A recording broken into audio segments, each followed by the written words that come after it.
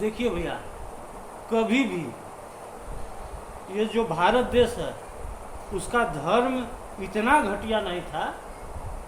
ये तो ब्राह्मण धर्म है कि सरोवरों, नदियों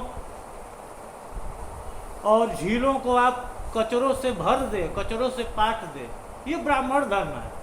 भारत धर्म इतना घटिया कभी नहीं था। तो चीज़ों को समझने के लिए पढ़ना पड़ता है, समझदार होना पड़ता है, सबसे बड़ी बात। और शिक्षित माता पिता क्या समझाएंगे?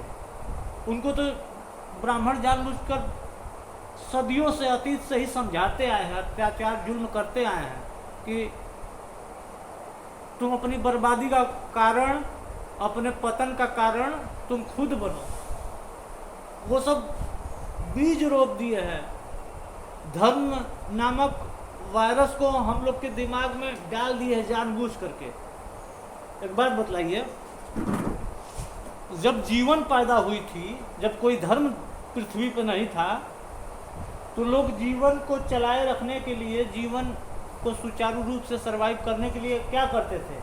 नदियों, झीलों और प्राकृतिक जल स्रोतों के पास ही तो बसते थे।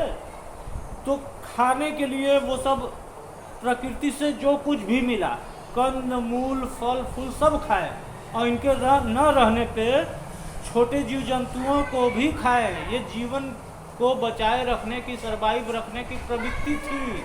यही था धर्म। तब आबादी कम हुआ करती थी।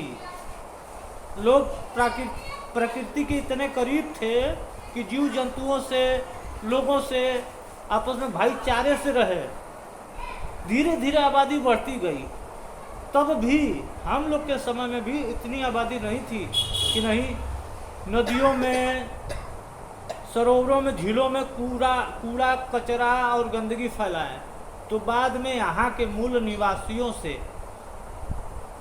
कीमती और लाभकारी वस्तुओं को छीनने के लिए ब्राह्मण देवता इस देश में आए और नौटंकियों को पैदा किए, कुरीतियों को पैदा किए, जिसके चलते नदी, झील, सरोवर, गंगा माई में हम लोग कचरा बांट रहे हैं। ये हमारी परंपराएं थी ही नहीं, ये गलत है। और ये अगर आप पढ़े लिखे समझदार पशुता की तरफ नहीं हो तो इतनी छोटी सी भी कचरा, इतनी छोटी सी भी गंदगी, आप एक इंसान हो तो गंगा जी में कभी नहीं डालेंगे, किसी नदी, सरोवर, झीलों में नहीं डालेंगे। सचमुच में ये प्रकृतियाँ हमारी अपनी हैं, हमारी माँ हैं। तो प्रकृति ऐसी नहीं माँ कहते हैं, उन्हीं से जीवन है इसलिए उनको माँ कहते हैं। तो मैं धर्म और किसी भी ऐसी कल्पनाओं और शक्तियों के खिलाफ हूँ। मैं ग्वाल वंश में पैदा हूँ, लेकिन मैं कुरीतियों के से बहुत दूर हूँ। तो कांग्रेस थोड़ा हमको शिक्षा दे दी, यही बहुत है। जय गोबर देवता की जय।